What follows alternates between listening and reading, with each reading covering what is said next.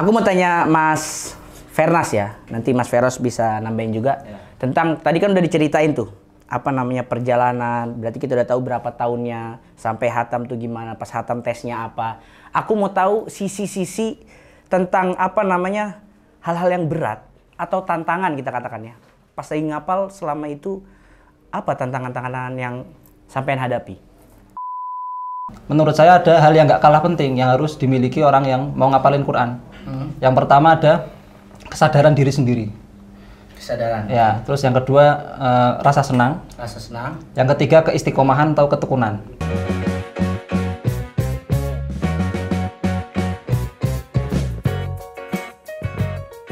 Assalamualaikum warahmatullahi wabarakatuh. Waalaikumsalam warahmatullahi wabarakatuh. Kembali lagi bersama kami di Q Time.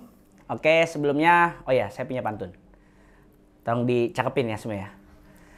2014 MU melakukan ultimatum. Cakep. Bukannya beli Toni Kroos, malah beli Di Maria. Cakep. Gimana kabar antum-antum? Semoga kalian semua bahagia dan ceria. Oke. Di podcast Q Time kali ini, alhamdulillah kita kehadiran oleh sosok yang menarik ya. Saya akan mengatakannya dengan sosok Gus Kembar. Iya, karena memang beliau berdua kembar. Yang satu namanya Mas Feros, yang satu namanya Mas Fernas. Jadi ya itu urusan teman-teman ya untuk bisa membedakan mana Feros, mana Fernas. Kalau saya udah jago. Oke, Mas Feros, Mas Fernas, salaman dulu. Gimana kabarnya ini? Alhamdulillah. MU gimana kabarnya? MU parah sih. Alhamdulillah lah, baik lah. Oh, berani-beraninya pakai baju MU, Mas? Oh, karena baju MU itu menunjukkan tentang kesetiaan. Gitu. Oh gitu. Dia terhadap Al-Quran. Kalau beliau ini Madrid aman ya, nggak usah didukung itu udah menang. Gitu. Jadi Mas Feros lagi sibuk apa ini sekarang? Feros? Sibuk ngaji-ngaji aja sih. Masya Allah, sibuk ngaji-ngaji ya? Ya, karena emang bisanya cuma ngaji. Beliau ini sangat tawadu sekali. Mas Fernas, kesibukannya apa? Ngikutin Feros. Kok ngikutin? Oke. Mas Fernas, sekarang kuliahnya tingkat berapa atau semester berapa? Sekarang daftar S2. Lagi daftar S2. S2 di Azhar guys. Itu ada dua. Kalau nggak di Rasad Ulyah, Kuliatul Ulum. Mas Feros dan Mas Fernas. Mas Fernas apa? Mas Daftar 2 saya. Daftar dua. Seketerimanya. Seketerimanya. Berarti undian gitu. Bukan undian, apa? Bejo-bejoan. Bejo-bejoan. Kalau di bahasa Jawa bejo-bejoan. Untung-untungan. Pokoknya daftarin dulu di Ulyah, daftarin juga di Ulum. Oke. Kalau soal ngaji pernah denger, aku pernah denger sampai yang berdua itu udah hatam qiraat asroh ya? Sugro ya? Alhamdulillah. Alhamdulillah. Oke. Berarti kan setidaknya Mas Feros sama Mas Fernas nih sudah mencapai tingkat yang lumayan lah dalam mengkaji Al-Quran gitu kan. Udah, ya pasti udah apa kalau belajar qiraat ya, apalagi udah hatam ya kan. Ngomong-ngomong, sampean aus gak berdua? Mau gak diminum dulu? Oh ya, nanti saya minum. Oke, saya izin minum ya, aus soalnya. Oke, menarik juga. Bisa sampai hatam qiraat asroh sugro pas S1. Oke, saya mau bertanya nih Mas Feros. Tolong ceritakan gimana dulu perjalanan awal sampean mulai kenal Quran, terus belajar Al-Quran tuh gimana? Saya dulu pertama kali mulai ngapalin Quran itu kelas 7 MTS. 7 MTS, 1 MTS ya? Ya, waktu mondok di Pondok Tahfidz Yanbu'ul Quran Menawan. Di mana itu? Salah satu pondok cabang Yanbu'ul Quran Kudus. Oh, di Kudus. Yang didirikan Allahyarham Mbah Yai Arwani. Ya, kayak kebanyakan orang, saya kesulitan waktu awal. Karena saya alumni SD negeri. Alumni SD negeri. SD-nya belum mondok berarti? Belum, SD negeri. Cuman punya sangu juz 30 sama juz 1. Sangu, bekal. Bawa bekal juz 30 sama juz 1. Itu pun ngapalinnya didikte sama abah saya. Didikte, ditalkin gitu ya? Ya, ditalkin. Abahnya baca, terus saya ngulang-ulang sampai apa. Oke. Jadi waktu masuk pondok itu agak sedikit kewalahan. Karena biasanya itu tadi didikte, jadi ngapalin sendiri. Iya. Apalagi waktu mau masuk pondokan ada tes tahfidz ya. Setiap santri dikasih 1,5 jam. Dan itu dilihat di sini santri bisa ngapalin berapa banyak. Teman-teman saya ada yang ngapalin. Berarti itu seleksinya seperti itu ya? Ya salah satu tesnya ada tes tahfidz. Ya. Oke. Nah, itu banyak yang dapat setengah halaman, ada yang dapat 1 halaman. Saya sama Fernas cuma dapat 3 atau 4 baris, 3 atau 4 baris. 3 4 baris. 1 halaman berapa baris BTW ini? Berapa ya? 15 ya? 15. Oke, 15. Nah, kita udah pasrah itu. Sepertiga halaman ya dapat. Iya, sepertiga halaman, udah pasrah. Kalau keterima alhamdulillah, kalau nggak keterima ya cari pondok yang lain. Alhamdulillahnya keterima, mungkin bejo atau mungkin ya karena kembar. Barang langka harus diterima. Promosi pondok bisa. Oh gitu. Oke. Nah, terus nggak nyangka juga seiring berjalannya waktu, mungkin karena udah terbiasa. Kelas 8 saya khatam alhamdulillah. Berarti berapa tahun? 1 tahun 8 bulan kurang lebih. Subhanallah. Cepat. Terus disusul Fernas beberapa bulan setelahnya. Nggak jauh beda berarti. Nggak jauh beda. Seperti kayak pas lahir nggak jauh beda. Ya. Pas hatam nggak jauh beda. Iya. Terus? Tapi itu baru hatam-hataman doang. Baru hatam-hataman. Hatam setoran. Iya, hatam setoran. Belum berani beneran disimak. Mas hatam-hataman. Ya, maksudnya belum begitu mungkin. Oke, ya. Terus baru mulai berani disimak Pak Yai Bunyai Gelondongan itu kelas 10. Kelas 10 itu berarti kelas 1 aliyah. kelas 1 aliyah. Ya. Berarti oke, berapa tahun setelah hatam berarti? 1 tahun lah. 1 tahun. Kan kelas 9 ada UN. Karena ada UN itu. fokus. Oh, jadi kalau di Mesirnya kita tawakuf gitu ya? Ya, Tawakuf dikit-dikit ya. Terus kelas 10 awal, alhamdulillah bisa Pak berani disimak Gelondongan di dalamnya Pak Yai Bunyai. Satu dudukan itu 10 juz. Satu dudukan 10 juz. Ya. Berapa lama itu? Berapa lama ya? Mungkin 3 jam. 3 jam 10 juz ya? 10 juz. Berapa Dan, hari? Dibagi 3 hari. Dibagi 3 hari. Jadi sehari 10 juz. bisa persiapan dulu.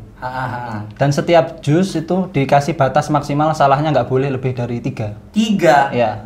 1 juz berapa halaman? 20. 20 halaman. Berarti dari 20 halaman secara total maksimal cuma boleh salah 3. Kalau nggak diapain? Kalau nggak?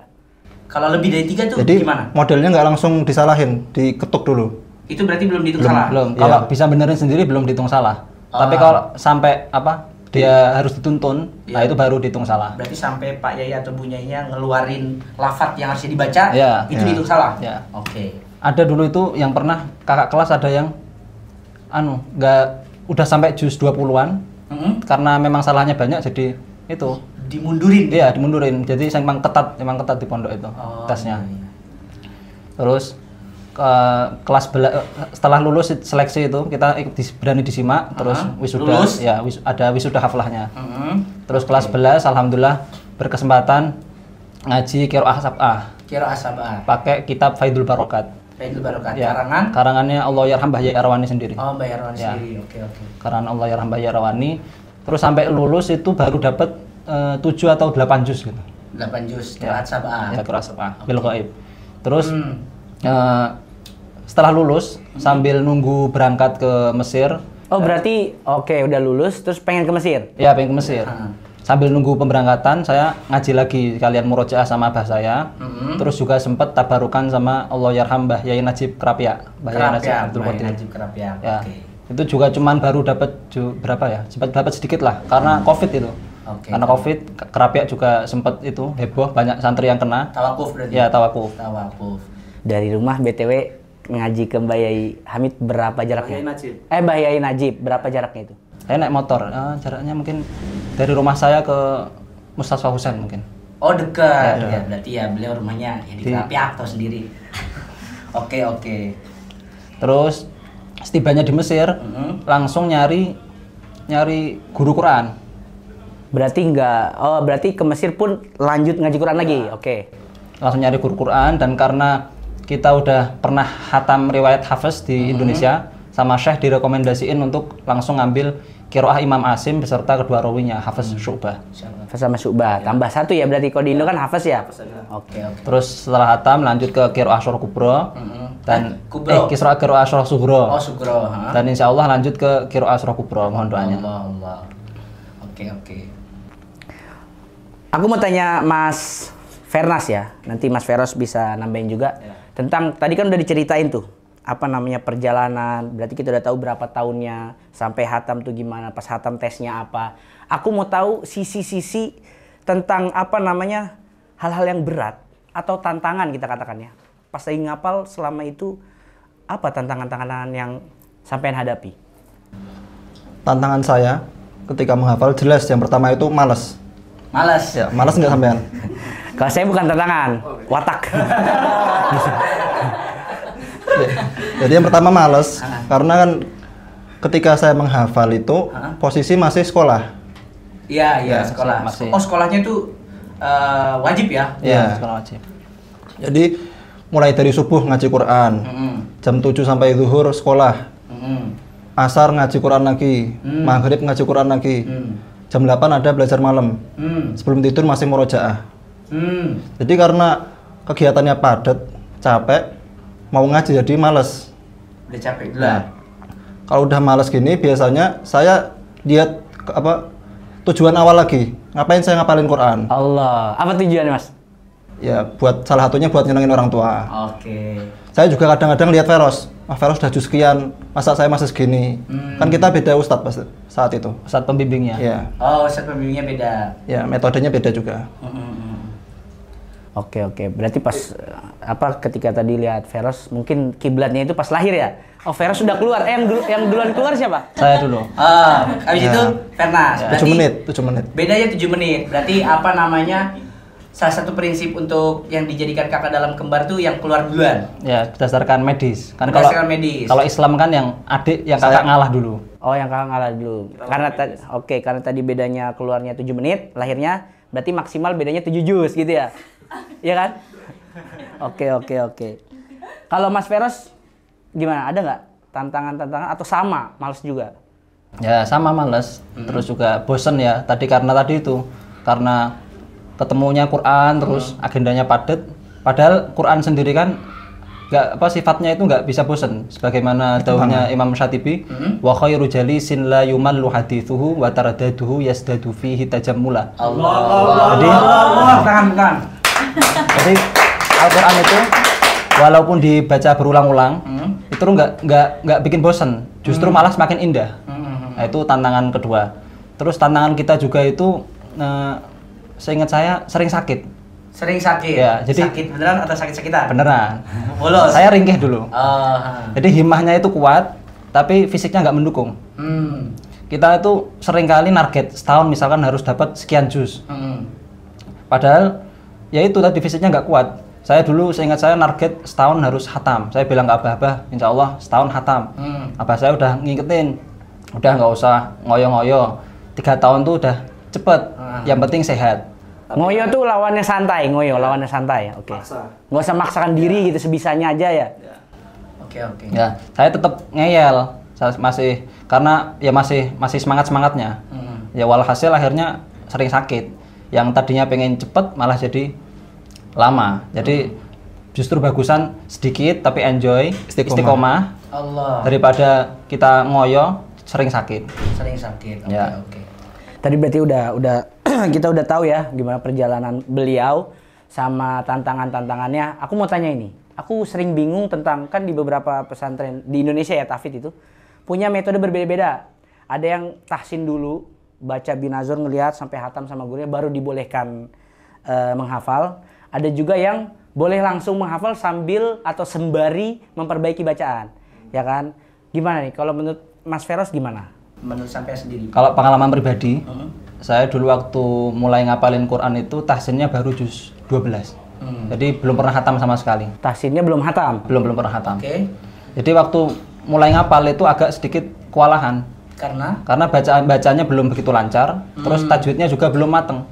Jadi susah lah. Oke. Jadi menurut saya mungkin lebih bagus tahsin dulu sampai hatam sambil mematangkan tajwidnya. Oke. Karena memang baca Al-Quran dengan tajwid itu wajib. Sebagaimana dawuhnya Imam Ibnul Jazari, wal akhdhu bit tajwidi hatmun lazimu man lam yujawidil Quran athimu. Artinya apa? Membaca Al-Quran dengan tajwid itu hukumnya wajib. Barang siapa tidak menggunakan tajwid maka berdosa. Allah. Oke. Kalau Mas Feros gimana? Sependapat Karena memang yang saya alami seperti itu. Ketika setoran yang harusnya fokus saya itu ke hafalan, tapi karena Ustadz sering ngingetin tajwid kita, jadi terbagi antara hafalan dan tajwid. Oke. Jadi ya untuk mengantisipasi hal-hal seperti ini, Kalau bisa diselesain dulu tahsinnya, dimatangkan tajwidnya, baru kemudian menghafal. Biar nanti ketika menghafal udah tidak terganggu dengan hal-hal tajwid salah atau sebagainya. Bisa fokus ngapal gitu ya. Oke. Nah, oke beres lah pembicaraan tentang pas ngapalin itu ya misal. Nah, kadang kita punya PR lagi. Hatam ngaji Quran tuh belum selesai ternyata. Kita umurnya kan gak ada yang tahu ya. Dan kewajiban menjaga hafalan itu kan sampai mati ya. Oke, itu gimana? Menurut Mas Fernas, setelah hatam tuh gimana cara ngejaga hafalan itu? Kalau saya, berhubung kita kembar, punya partner deres, jadi kita simaan setiap hari. Saat tinggalnya bareng? Ya, bareng. Kamarnya satu. Kamarnya bareng juga? Kasurnya pisah. Oh iya. Bareng juga nggak apa-apa. Jadi hari ini saya store 3 juz, Feros gantian besok store saya 3 juz. Sehari 3 juz? Ya kalau lagi semangat. Oh lagi semangat 3 juz. Oke. Tapi sebenarnya kan merawat ini caranya ada banyak. Ada namanya metode Fahmi Bisyauqin. Ya kan? Yaitu dengan hatam seminggu sekali, dengan pembagian surat di setiap harinya. Kalau nggak bisa hatam seminggu sekali, bisa 10 hari sekali hatam. Kalau masih nggak bisa karena sibuk atau sok sibuk, bisa sebulan sekali hatam. Oke. Nah, Intinya, tapi kalau sebulan sekali hatam ini harus tartil. Ya kan udah milih sebulan sekali, masa cepat bahasanya. Lebih berkualitas ya kalau tartil itu. Tartil lebih berkualitas. Oke. Juga kita bisa ikut simaan-simaan. Oh, ada kegiatan simaan yang diadakan lembaga atau apa itu ikut ya? Atau undangan ya? Ya.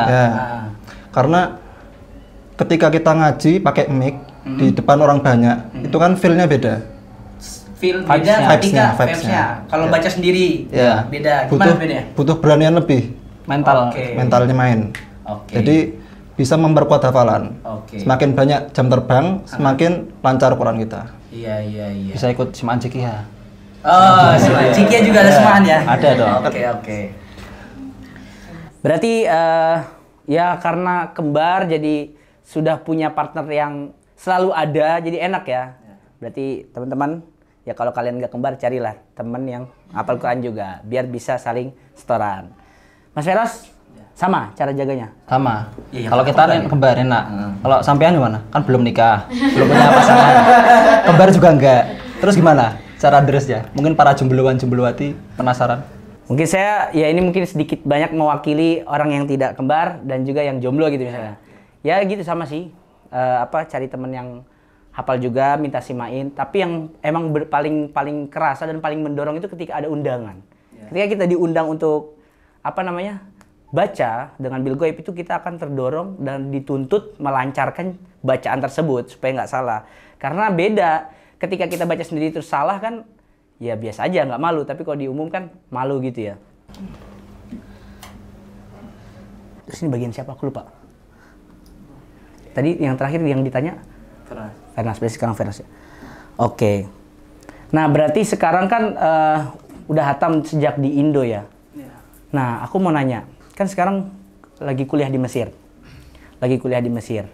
Mungkin nih dari teman-teman yang nonton ada yang pengen tahu tentang gimana cara ngapalin Quran ketika sambil kuliah. Kalau dulu kan sampean ngapalin Quran sambil sekolah. Nah, kira-kira ada saran nggak, Mas Feros? Sebenarnya sama aja ya. Kita bisa ngikutin metode pondok-pondok tahfidz di Indonesia. Karena kebanyakan ada sekolahnya.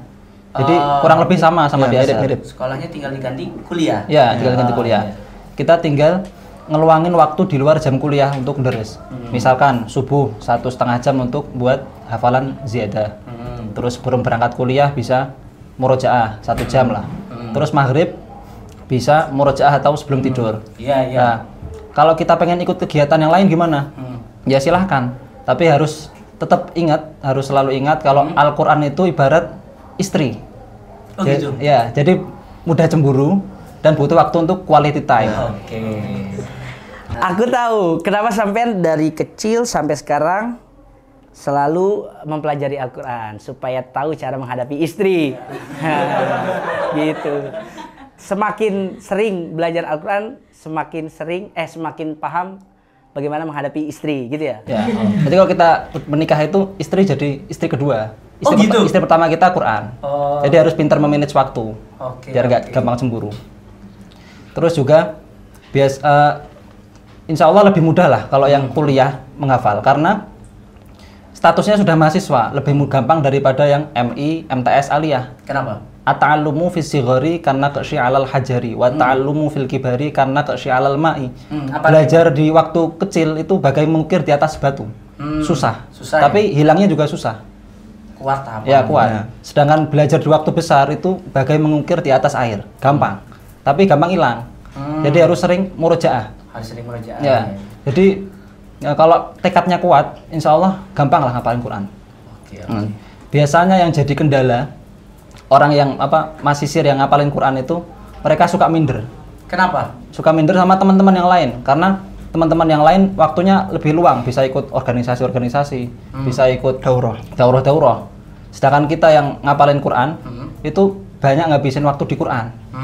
Tapi nggak usah khawatir, Kanjeng Nabi dawuh man syaghalahul Quran wa dzikri an mas'alati a'taituhu afdhala ma u'tisailina. Allah. Jadi apabila seseorang yang disibukkan oleh Al-Quran sampai dia itu lupa untuk meminta, maka insya Allah akan Allah beri yang terbaik yang orang-orang minta. Allah jamin hidupnya gitu ya. Jadi kalau kita pengen dikasih futuh di ilmu yang lain, insya Allah dikasih.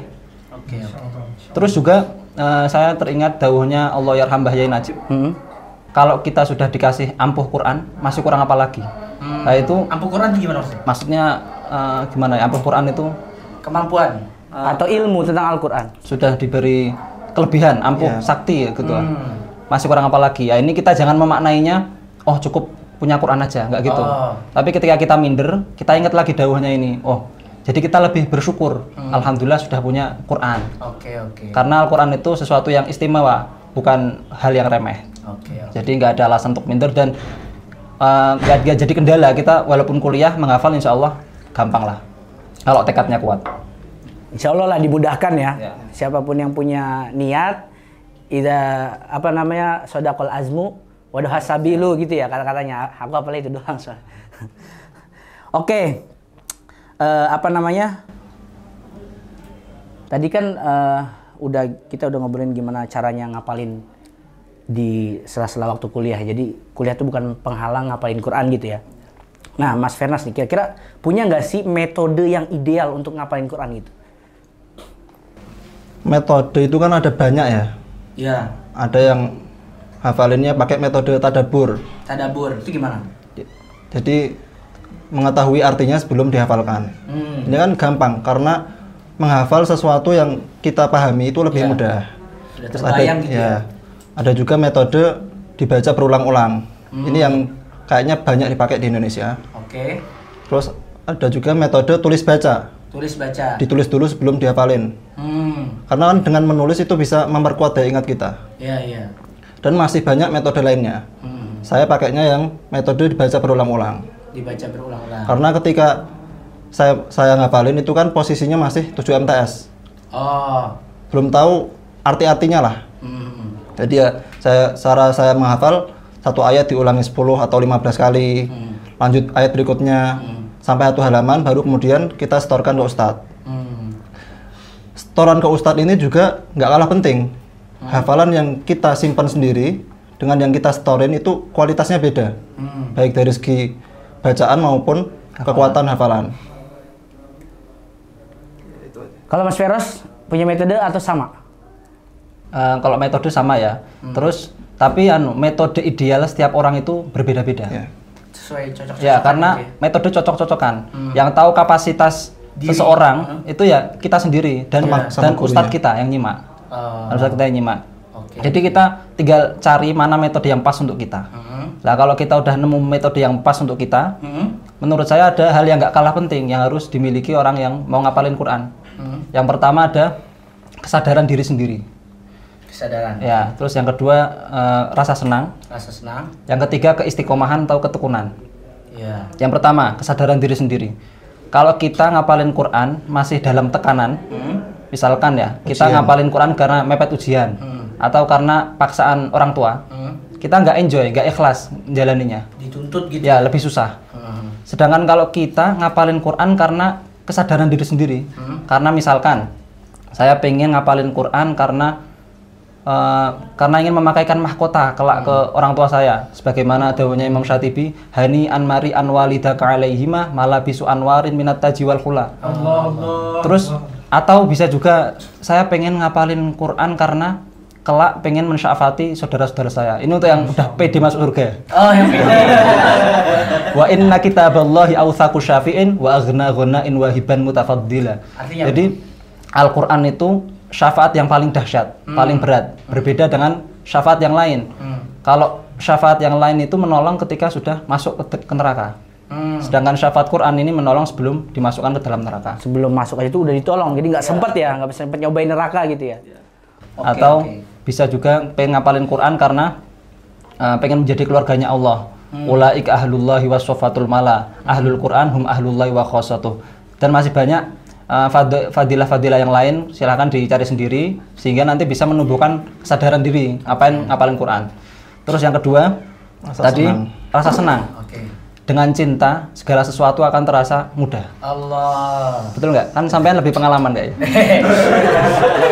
Iya. Saya teringat Syekh Nabil itu pernah cerita kalau beliau ini temannya Syekh Salim Abu Asi ketika sanawiyah di Al Azhar.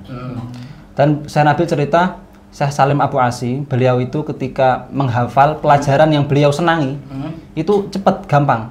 Jadi sekali atau dua kali baca langsung hafal. Gara-gara senang ya, Iya. cinta. Ya.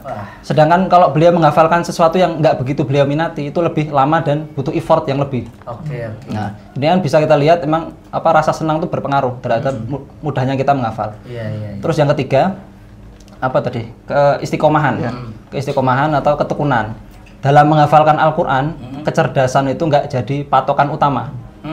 Banyak orang di luar sana yang pas-pasan, tapi rajin, istiqomah, hatamnya lebih cepat daripada yang cerdas tapi malas. Jadi kalau kita udah nemu metode mana yang pas untuk kita, terus kita punya ketiga hal ini, insya Allah menghafal Quran akan terasa lebih mudah. Oke. Itu guys, jadi teman-teman yang nonton, tolong dicatat tips dan trik beliau tadi ya. Nah, berhubung kan kita mahasiswa ya, tadi udah ngomongin tentang gimana ngapain pas setelah kuliah. Sebenarnya masih ada kendala nih. Kalau di sini biasanya di Al Azhar itu kan mungkin karena ujiannya itu memang terkenal sulit ya, ujian di Al Azhar itu. Jadi seakan kita harus berijtihad, bazlul wus'i, mengerahkan segala kemampuan kita untuk menghadapi ujian itu. Nah, biasanya di kita tuh ada yang namanya tawakuf. Jadi segala kegiatan itu dihilangkan kecuali mempersiapkan ujian. Itu kira-kira gimana? Maksudnya bisa nggak sih kita sempat tetap ngaji, ngapalin Quran di sela-sela ujian? Karena kita udah harus fokus ke ujian. Jadi emang kendala keresahan para mahasiswa termasuk saya sendiri. Kalau waktu ujian datang itu kita susah untuk murojaah. Kan? Karena fokus kita teralihkan ke mukoror. Ya, diktat. Iya. Diktat. Tapi sebenarnya ini nggak bisa dijadikan alasan terus kita libur ngaji. Nggak ada istilahnya kalau kita udah hafal Quran, nggak ada istilahnya libur ngaji. Liburnya itu nanti ketika kita sowan Gusti Allah. Alias meninggal. Nah, terus kalau kita mau meluangkan waktu untuk deres, jadi luangkan waktu untuk deres. Jangan nunggu waktu luang baru deres. Sesibuk apapun kita, kalau kita mau meluangkan waktu, pasti ada waktu. Nah, terus juga salah satu dawuhnya Allah yarham Mbah Yai Najib, salah satu maksiat lisan itu ketika kita sudah dikasih anugerah hafalan Quran, tapi kita malas untuk deres. Naudzubillah min dzalik. Jadi nggak ada alasan untuk kita nggak deres. Oke. Aku sekarang mau tanya ke Mas Fernas nih. Kalau tadi kan kendala dari sisi pendidikan ya, mungkin karena kita juga harus fokus ke kuliah, terus tadi udah dikasih tahu gimana cara menghadapinya dan menyelesaikannya. Aku mau tanya Mas Fernas, gimana nih? Kan kondisi kita kan beda-beda ya. Apa khususnya tentang ekonomi nih, kita nyenggol tentang ekonomi. Orang kan beda-beda. Nah, kadang tuh ada orang yang memang harus bekerja di kesehariannya untuk memenuhi kebutuhan hidup. Nah, menurut sampean gimana? Ada nggak sih tips atau ya metode yang bisa digunakan ketika orang itu memang punya tuntutan bekerja, di sisi lain dia punya keinginan untuk menghafal Quran? Ini sebenarnya saya kurang tahu jawaban tepatnya, karena saya nggak ngalami, masih dapat kiriman. Selalu sama. Ya. Iya. Tapi saya teringat dawuhnya, salah satu dawuhnya Allah yarham Bahyai Arwani. Ini juga terkenal. Masyhur. Quran kerawat, awak kerumat. Artinya apa itu, Mas? Kalau kita menjaga merawat Al-Quran, diri kita akan terjaga oleh Allah. Allah. Quran nggak kerawat, awak keremet. Keremet apa Ya. itu? Kalau kita nggak merawat Quran, kita akan binasa atau mendapat laknat. Naudzubillah min dzalik.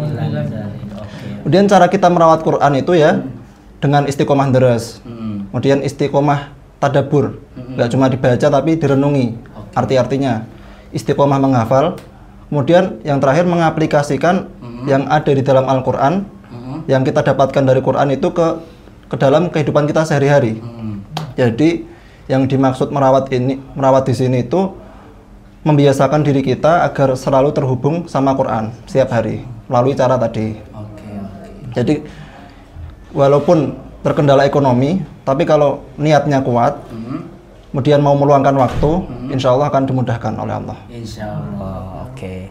Mas Feras, ini nggak terasa obrolan kita bertiga tentang ya banyak tadi ya, mulai dari perjalanan awal sampai berdua ngapalin Quran, terus tantangan, terus juga tadi udah nyaranin tentang metode, terus cara menjaga setelah hatam, dan banyak lagi seperti bahas tentang gimana caranya tetap kuliah dan menghafal Quran. Artinya kuliah tidak menjadi kendala juga dari sisi ekonomi dan sebagainya. Oke teman-teman, semoga tadi apa yang disampaikan, yang kita bicarakan tadi tentang semua itu bisa bermanfaat buat kita semua. Juga kita doakan ini Mas Feros sama Mas Fernas, semoga cita-citanya dalam hal tadi melanjutkan ngaji Al-Qur'annya di Asyrah Kubro ya. Qiraat Asyrah Kubro semoga dimudahkan, dilancarkan sampai hatam. Juga tadi cita-citanya untuk melanjutkan S2, entah di ulum atau ulia, tapi sebenarnya condong kemana ini? Ulum sebenarnya. Kenapa? Lebih cepat. Mau cepat nikah ya? Oke, di ulum. Beliau pengennya ulum, karena lebih cepat ya untuk nanti biar bisa cepat pulang gitu ya. Oke. Ini diminum dulu, monggo. Diminum dulu. Sebelumnya, sebelum kita tutup, saya punya pantun. Tolong dicakepin ya guys semua. Dengan Quran hidup kita lebih tertata. Dengan Quran kita menjadi pribadi yang taat. Terus saksikan podcast kita yang akan tayang setiap hari Jumat. Oke, makasih banyak Mas Feros dan Mas Fernas. Sehat-sehat selalu, semoga segalanya dimudahkan. Terima kasih banyak semua penonton, semoga kalian semua selalu sehat dan bahagia. Terima kasih atas perhatiannya. Wassalamualaikum warahmatullahi wabarakatuh. Waalaikumsalam.